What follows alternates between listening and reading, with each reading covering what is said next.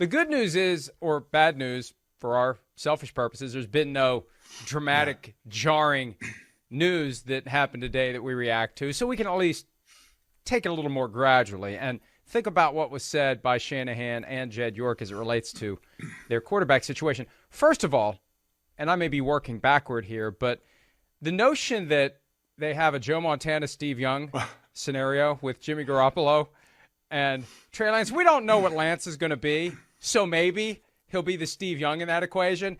But I think it's pretty safe to say Jimmy G is not Joe Cool. I think that's safe to say.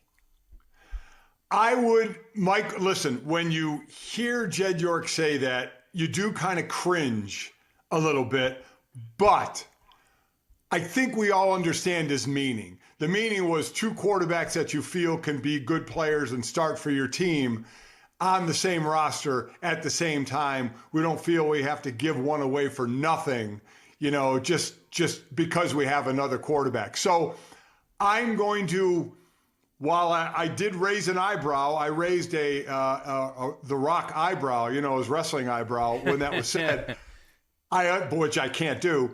I understood what he meant. Listen, we know we went through it too with Aaron Rodgers and Brett Favre. Again, two names that you wouldn't associate with Jimmy Garoppolo and Trey Lance either.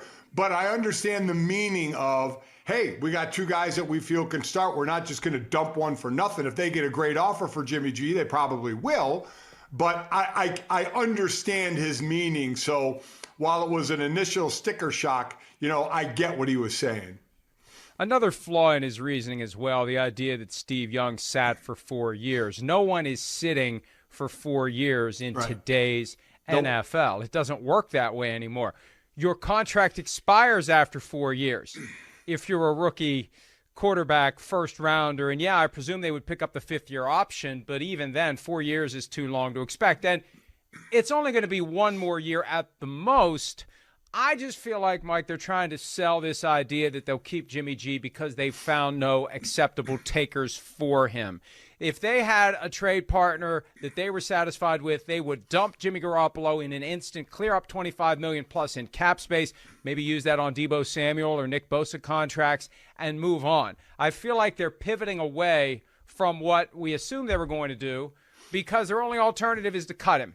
And they don't want to cut him and admit that they blew their chance to trade him and that the shoulder surgery he had screwed up their opportunity to trade him. So now they're acting like they're going to keep him, maybe to try to build some trade leverage. In case there's only ever one team that wants Jimmy G, the leverage is, we're just going to keep him. You better offer us more than that. Whereas if you're the Browns, for example, we know they're not going to keep Baker Mayfield on the roster at $18.8 million fully guaranteed. Nobody believes that. Maybe people will now start to believe, or the 49ers think they can make people believe they actually would keep Jimmy G. 100% agree. I mean, listen, Jimmy G's getting cut or getting traded, right? Whichever way they're going to go with this, they're going to keep as much leverage as they can, whatever leverage they have that may be shrinking, as long as they can until they can get a trade partner. And most notably, they'd like to get two trade partners because that's what could increase the value. But I agree with you. I don't think there's any doubt that they're going to get rid of Jimmy G. And I agree with you in saying they haven't got a satisfactory offer just yet. And listen, if you're another team and you're only one team involved, why wouldn't you lowball him? You know he's not going to be the starter. Trey Lance is. So, of course, it's a game of cat and mouse. Well, we're good with them. It's Joe Montana and Steve Young. They're all cool, until they add in, another team adds in that one or two pieces that San Fran wants. And all of a sudden, we're splitting up Joe Montana and Steve Young pretty quickly.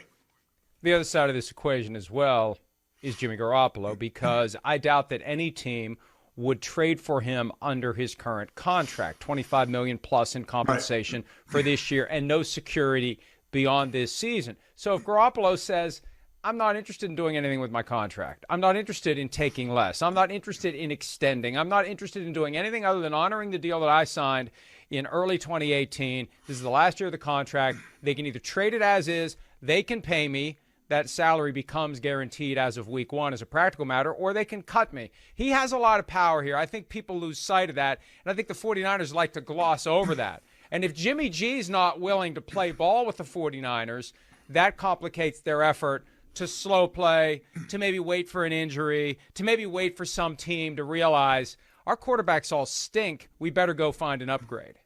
Well, this is all about now behind the scenes, right? You see what's out in front, but behind the scenes is what teams are involved. The agent talking to those teams. Hey, if Jimmy comes there, are you willing to extend? Not playing the one-year deal. What's your thought process there? So this is the gathering of information behind closed doors, behind the scenes by the agent into what teams are involved. And then you make a decision from that. Because you're right, fully guaranteed once the season starts, is this going to go into the season if there's going to be an injury, and that's when you're going to get somebody. I have a feeling, because there's still a couple of teams out there that need a quarterback. But you're right. Do you want to pay that? You're already paying Sam Darnold his fifth-year option in Carolina. Do you want to bring in a Jimmy G and pay him $25 as well? You got the Seattle situation as well. Because let's also be honest, Mike, $25 million for a quarterback is getting to the point where we're saying, hey, not a bad bargain to get a guy for $25 million in nowadays quarterback market. One last thing that I wanted to address from the sound that we heard at the top of the show, the Kyle Shanahan remark that we're very happy that we have three quarterbacks we really like. Some teams have none. I'd love to have heard which teams he thinks has none, because it's not like they've got three Hall of Famers. I mean, come on, Nate Sudfeld. I mean, all due respect. Come on. So I'd like to think that there isn't a team out there that says, oh, wow, he's right. We don't have anybody. We better go get Jimmy Garoppolo. Even the Steelers have to be somewhat optimistic that they can turn Mitchell Trubisky into something better than what Ben Roethlisberger was last year when he was a shell of himself. So I doubt that there's any team shaking in its boots that here we are in late March and we've got nothing. They at least have something they could trot out. Even the Seahawks have Drew Lock that they could at least trot out with a straight face if they absolutely had to come week one.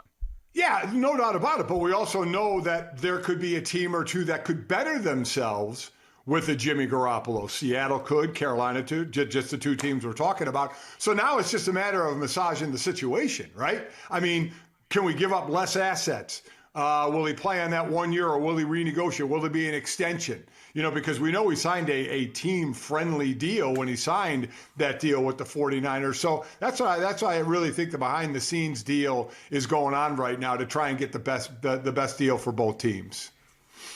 What complicates the 49ers situation is Baker Mayfield. We mentioned him a few minutes ago, but you've got two teams out there that have quarterbacks they very much would like to unload. They haven't found a partner. So if I am one of those teams that isn't happy with my current quarterback, maybe I try to leverage the 49ers against the Browns to get the best deal. I think at this point, though, we're about 4 weeks away from the draft. The teams that are looking to upgrade are probably going to wait to see how the draft plays out, and then maybe a trade would happen after round one, after round two. If a team that is determined to improve its quarterback situation doesn't get the guy that it wants, maybe that's when a phone call is placed to the 49ers or the Browns. Maybe that's when a deal is done behind the scenes for an extension, a contract that makes it more favorable. So if I'm giving up anything of real value for one of these quarterbacks, I know I'm going to have him for more than a year. I think the draft is the next big decision point. That comes and goes, and then we see if there is a spot. But the bottom line is, Mike, the way that free agency's played out so far, the quarterback carousel has stopped, and there are no seats for Garoppolo or Baker Mayfield, at least as it relates to a trade sending them to that location. And you got to wonder, with egos are involved for Garoppolo and Baker of going, wow, we kind of got left off this merry-go-round, didn't we? As you said, it has stopped, and they're not in it now. It happened kind of late for Baker Mayfield. He had talked about, hey, trade me to Indy, but the Deshaun Watson thing, we thought the Browns were out of it. Then they're in it, so it's like, okay, where does he go? But there's still a couple of spots out there.